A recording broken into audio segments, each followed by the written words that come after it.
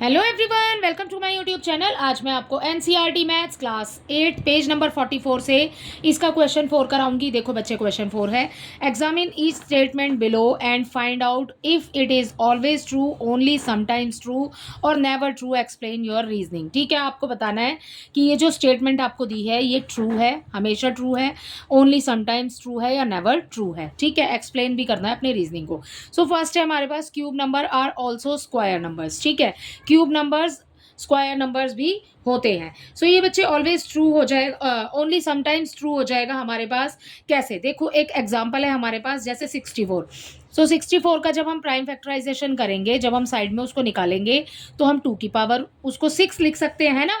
अब 2 की पावर 6 है बच्चे, जैसे हमने ऊपर वाले क्वेश्चन में किया, तो 2 की पावर 6 है, हम उसको कैसे लिख सकते हैं, 2 की पावर 2 और उसके ऊपर इसकी पावर 3। जब हम दोनों पावर के ऊपर पावर होती है तो पावर मल्टीप्लाई हो जाती है ना, तो 2 3 फिर से 6 आ जाएगा, है ना। और हम इसको कैसे लिख सकते हैं, और हम इसको लिख सकते हैं 2 की पावर 3। भाई इस वाले 3 को अंदर ले आए और 2 को बाहर ले जाओ, अभी 3 2 6 हो जाएगा। तो आंसर तो हमारे पास सेम ही आ रहा है ना। सो ये हो जाएगा हमारा समटाइम्स ट्रू। ठीक है, और नेक्स्ट देखो, जैसे कि हमारा एक एग्जाम्पल तो ये हो गया, अगला हम एग्जाम्पल यूज करते हैं, जैसे हम नंबर 8 लेते हैं।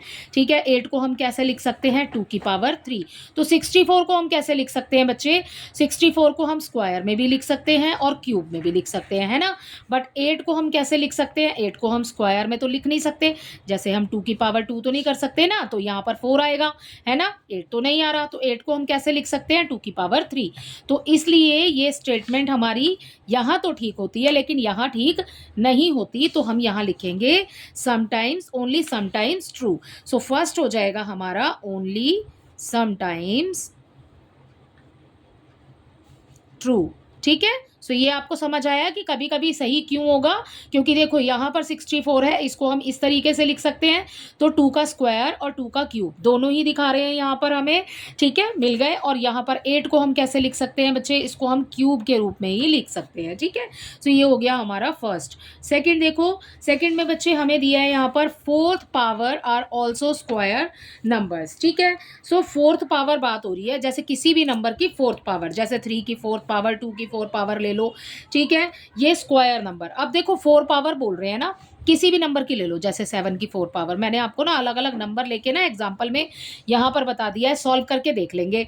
ठीक है, देखो इसकी पावर को हम कैसे लिख सकते हैं, 2 और इसकी होल पावर हो गई 2। ठीक है, ऐसे लिख सकते हैं, पावर के ऊपर पावर होती है तो 2 2 4, 4 ही आएगा हमारे पास। ठीक है, सो क्या बोल रहे हैं यहाँ पे, fourth power are also square numbers. ठीक है, स्क्वायर नंबर्स कैसे, 3 3 9 और उसके ऊपर जो हमारी पावर लगेगी। ठीक है, सो अब 3 को खोल करके भी लिखेंगे हम, तो हमारा आंसर यही आएगा। देखो 3 इंटू 3 इंटू 3 इंटू 3। ठीक है, ये 3 3 9 और ये 3 3 9, और यहाँ से भी हमारा 9 स्क्वायर हम करेंगे। सो कैसे आएगा, 9 इंटू 9। ठीक है, आएगा आंसर आपका 81 ही। ओके, सो ये वाला हमारा हो जाएगा ऑलवेज ऑलवेज ट्रू। ठीक है, सो ये आपकी सेकंड वाला हो गया ऑलवेज ट्रू। अगर आप इनका निकालना चाहते हैं तो इनका भी निकाल सकते हैं, इसी तरीके से निकलेगा बच्चे जैसे अभी हमने इसका निकाला है। ठीक है, आगे देखिए, इसका थर्ड पार्ट, इसके थर्ड पार्ट में देखो हमें क्या दिया हुआ है, the fifth power of a number is divisible by the cube of that number. ठीक है, अब फिफ्थ पावर बोल रहे हैं ना, जैसे हमने इसकी 4 4 4 4 की है ना सबकी, अब यहाँ पर 5 5 कर लेंगे। ठीक है, देखो किसी भी नंबर की, कोई भी नंबर ले लेते हैं हम, थर्ड कर रहे हैं, यहाँ पर कोई भी नंबर ले लेते हैं, जैसे मान लो ये 3 ही ले लिया हमने, इसकी 5। ठीक है, पावर ले ली, इसकी फिफ्थ पावर बोल रहे हैं ना, तो 5 ले लिया। ठीक है, अब इसमें देखो इसको सॉल्व कैसे करेंगे, इसको सॉल्व करेंगे बच्चे 3 की पावर 5। अब हम इसको कैसे लिख सकते हैं वो भी समझ लो, जैसे 3 की पावर 5 है, सो यहाँ पर क्या करेंगे, 3 की पावर 3 कर देते हैं और यहाँ पर मल्टीप्लाई 3 की पावर 2 कर देते हैं, है ना। जब हमारे पास बेस सेम होते हैं तो क्या करते हैं, बेस को एक बार लिखते हैं और 3 और 2 बीच में मल्टीप्लाई का साइन है ना, 3 और 2 क्या हो जाएगा प्लस हो जाएगा, तो फिर से आ गया ना हमारे पास 3 की पावर 5। ये देखो यही वाला आ गया हमारे पास। सो इसको इस तरीके से समझ लो आप, ठीक है। हम इसको ऐसे भी लिख सकते हैं और हम कैसे लिख सकते हैं, इस पूरे को ही यहाँ पर भी लिख सकते हैं। अदरवाइज और दूसरे तरीके से भी बता देती हूँ। 3 की पावर 5 है, उसको सेम लिख लिया, 3 की पावर 3 लिख लिया। क्या बोल रहे हैं आपको स्टेटमेंट में आपको यही बोला है, divisible by the cube of that number, cube, ठीक है। इसके ऊपर लगाया क्यूब, ये पावर 3 है ना, यही क्यूब है ना, इसके ऊपर लगाया क्यूब। अब आप देखो 3 की पावर 5 है, 3 की पावर 5 को आप कैसे लिख सकते हो, 3 की पावर 3 और 3 की पावर 2, ठीक है, ऐसे लिख सकते हो। अब ये देखो जब हमारे पास ये अपॉन का साइन है तो बच्चे इसको डिवाइड ही तो बोलते हैं, यानी कि 3 की पावर 5 डिवाइड हो रही है ना, उसमें से माइनस क्या हो जाएगा, जब डिवाइड होती है ना तो पावर्स माइनस होती हैं। इसकी पावर कितनी है, 3 है ना, तो इसमें से इसको कर दो माइनस, 3 की पावर 2 आ जाएगा आपका आंसर। और इस वाले तरीके से बताऊँ आपको, तो इस वाले तरीके से देखो, इस वाले नंबर को हमने कैसे लिखा, 3 की पावर 3 और 3 की पावर 2 मल्टीप्लाई करके, है ना। 3 की पावर 3 इंटू 3 की पावर 2 अपॉन में क्या आएगा, क्यूब ऑफ दैट नंबर बोला है ना, यानी कि नंबर क्या है 3 और उसका क्यूब, ठीक है। अब देखो डिवाइड हो रहा है तो कैंसिल ही करते हैं ना इसको हम ऐसे, 3 की पावर 3, 3 की पावर 3 कैंसिल हो गया, हमारे पास क्या बचा, 3 की पावर 2 बचा। या तो आप ये डिवाइड वाले इस तरह वाले तरीके से कर लो, डिवाइड वाले तरीके से, ठीक है, या फिर आप ऐसे कैंसिल करने वाले वे से कर सकते हैं, ठीक है। ये दोनों ही हो गए आपके। सो यहाँ पर ना आपसे क्या पूछा था, the 5th power of a number is divisible by the cube of that number. So ये हो जाएगा बच्चे आपका ऑलवेज ट्रू, ठीक है। सो यहाँ आप लिखेंगे ऑलवेज ट्रू, सही है।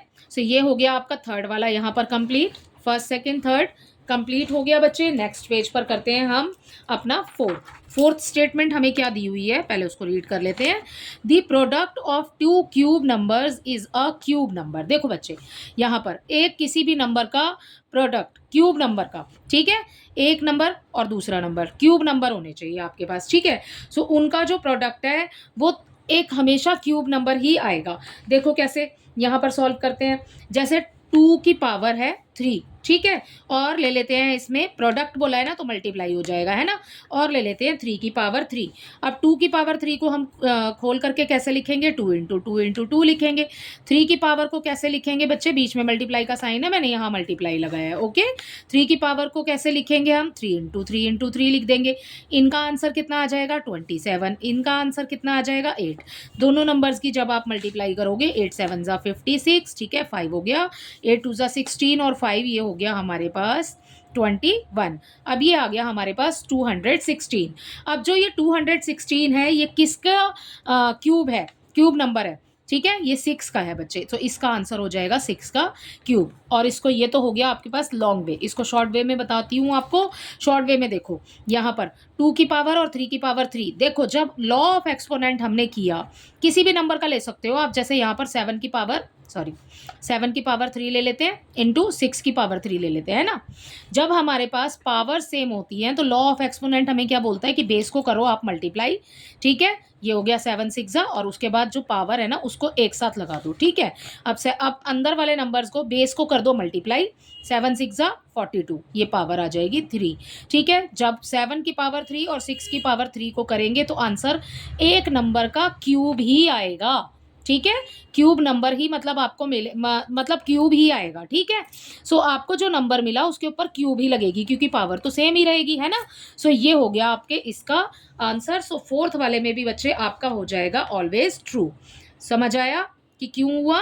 सो ये हो गया आपका ऑलवेज ट्रू, क्योंकि आपने किसी भी नंबर्स को अगर आप उसको खोल के लिख के मल्टीप्लाई करके और फिर करना चाहते हो तभी भी आपके पास पावर क्यूब ही आए, मतलब पावर 3 ही आएगी, क्यूब ही आएगा, ठीक है।